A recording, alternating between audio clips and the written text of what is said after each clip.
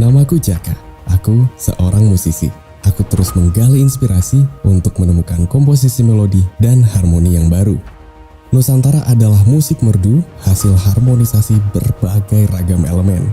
Ribuan instrumen suku bangsa membentuk aransemen elok yang saling mengisi dan memperkaya. Sebagai musisi, kekayaan budaya negeri ini jadi inspirasi bagiku. Kali ini, aku berada di Palembang, sebuah lorong waktu untuk menengok kejayaan masa silam yang membentuk wajah negeri hari ini.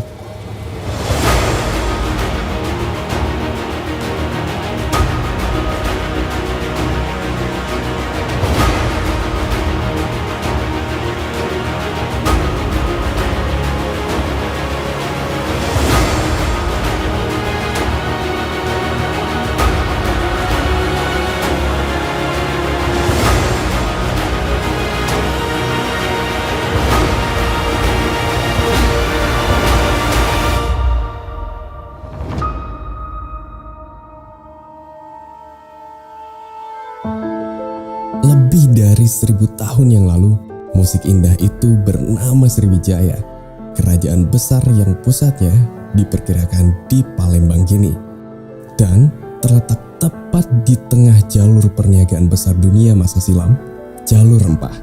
Sibuknya lalu lintas perdagangan rempah membuat bandar besar ini menjadi tempat bertemunya saudagar dari berbagai bangsa untuk berniaga dan bertukar budaya.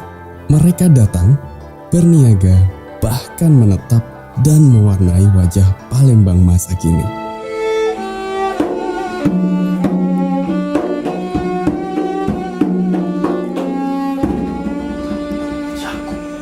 Ini datang. Nah, kau datang. Aku kau datang. Bujang, begancang. Ya Allah, berdempang juga kayak kau nih. Alang kelambat begawi. Ini kapal datang. Barang. Astagfirullah. Buat tu lain tahu. Kau langsung lain tadi. Anak buah si kau ini, nah, aju, ngotel. Nah, nak jadi apa kau ni besar ke? Pacar apa indah kau ni kau? Buat. Aju. Nah, kau budak ini.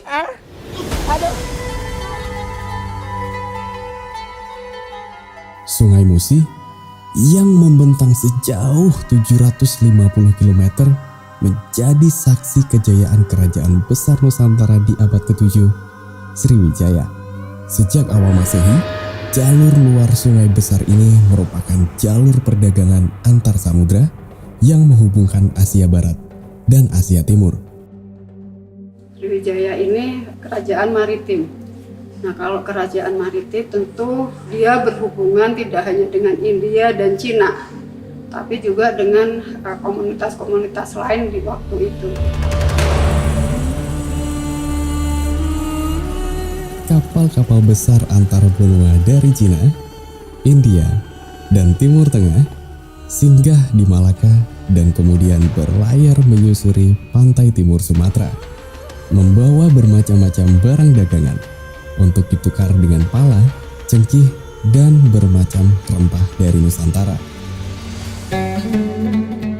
Ini berarti apa, membuktikan bahwa kontak dagang itu bukan hanya dengan India dan Cina, gitu, tapi juga dengan Indo-Pasifik, juga dengan Timur Tengah, gitu. Timur Tengah itu juga termasuk Persia waktu itu. Ramainya lalu lintas perniagaan antar bangsa saat itu membuat Sriwijaya tumbuh menjadi kerajaan yang makmur dan kaya. Bahkan, kerajaan ini berkembang menjadi pusat kebudayaan, peradaban, dan ilmu pengetahuan agama Buddha terbesar di kawasan Asia Tenggara saat itu. Lalu, dengan Buddha menjadi agama resmi kerajaan, apakah agama lain tidak boleh berkembang di Sriwijaya? Tidak. Dan ini bisa dibuktikan juga dari isi prasasti Telaga Batu, katakanlah. Dan di sana juga dia menyebutkan ada beberapa suku. Artinya meskipun agama resmi itu agama Buddha, tapi raja tidak melarang pejabatnya atau rakyatnya mungkin untuk memeluk agama lain. Nah, ini toleransi kan, ini kalau kita bicara sekarang ini orang mengaitkan itu dengan toleransi.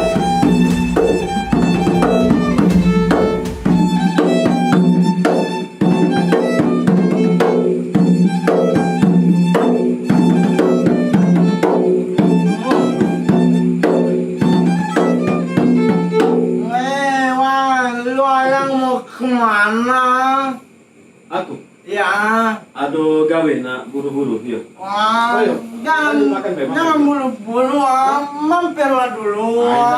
Ada urusan nak cepat kan? Capek Iya. duduklah dulu. Oh, Iko. Kita makan pempek. Oh, kau apa? Mau Oh, acara yang apa? lagi ulang tahun yang ke-300 pesta kita. Kau 100 tahun? Iya, tapi Ulang tahun apa ulang tahun? Tapi ulang tahun, ha? pempeknya cuma 4, nanti saya tambahin ya. Iya. Aji, pempeknya ditambah. Nggak usah repot-repot. Ananina apa dia? Sholat Jumat. Oh, insya maafkan Allah. awet tidak tahu kalau Jumatan. Tidak apa-apa. Ya silakan. Anu muslim. Ya, ya silakan. Oh, mau lanjut makan pempek. Ayo lupa.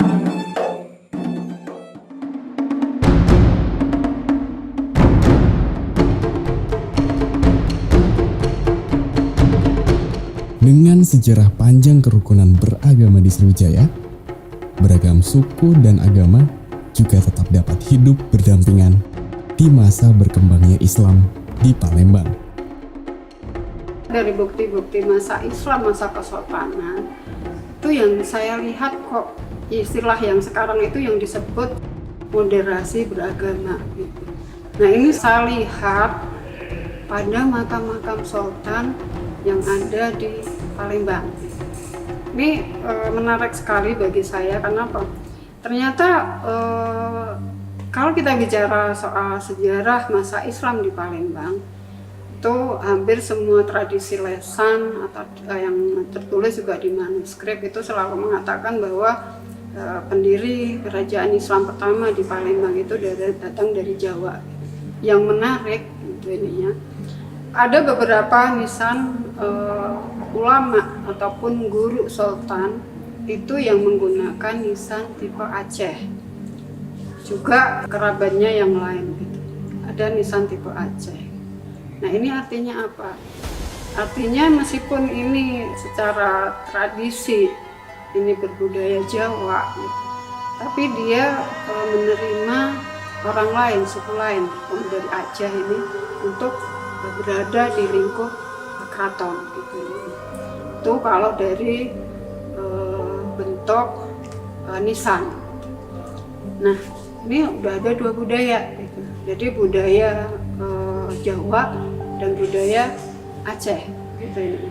Nah ini ternyata tidak banyak masalah gitu. Karena makam-makam sultan ini justru mendampingi sultannya gitu. Yang ini tidak ditemukan di tempat-tempat lain di Nusantara, di kesultanan. Ini khasnya Sumatera, khasnya Palembang.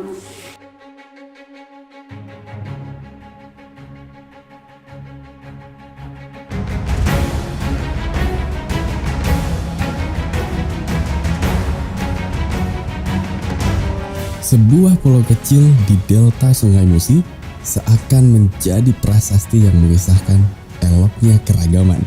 Inilah Pulau Kemar. Memang di Palembang ini hanya ada satu-satunya yang kelenteng dikelilingi air di tengah-tengah pulau kan. Nah, itu mendapat sebuah legenda sejarah yang tentang ada seorang pangeran dari daratan Tiongkok, Tan Bun An, dengan Siti Fatimah yang suku Melayu.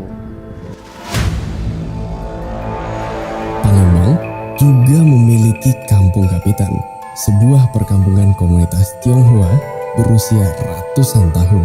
Kampung tua ini juga menjadi tempat dirayakannya keragaman di kota ini. Di sini kalau Bhinneka Tunggal Ika itu memang iya.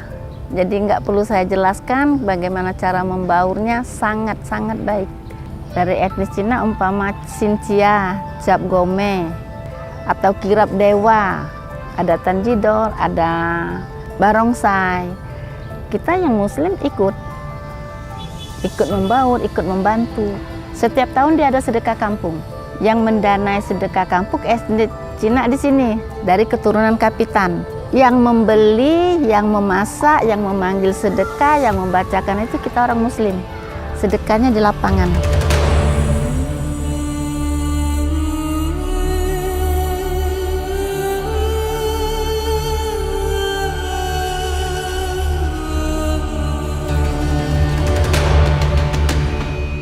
Toleransi, keberagaman, apapun itu bentuknya, suku, agama, dari manapun berada, banyak sekali keberagaman yang mempengaruhi, yang hidup, tumbuh, dan ada di kota Palembang ini.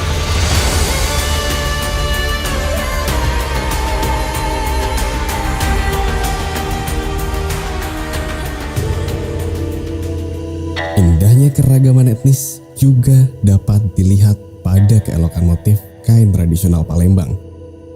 Lembutnya kain sutra dari Cina dan kemilaunya emas dari India menyatu dalam secarik tradisi songket Palembang.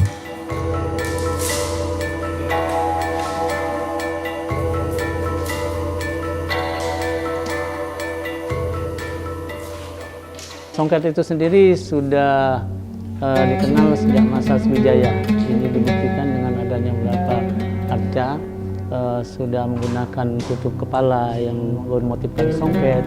Kemudian masuk pada masa Kesultanan Palembang, kemudian sampai dengan di era kepresidenan dan masuk sampai saat ini. Songket itu mempunyai sejarah panjang, khususnya di kota Palembang sendiri.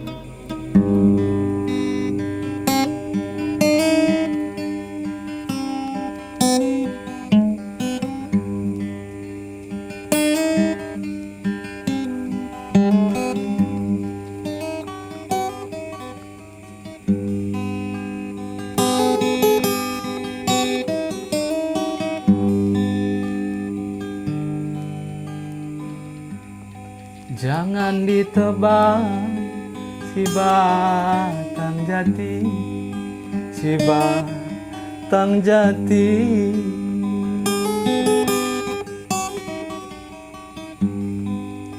Sangkanlah burung, nyumban kau, ayumban kau.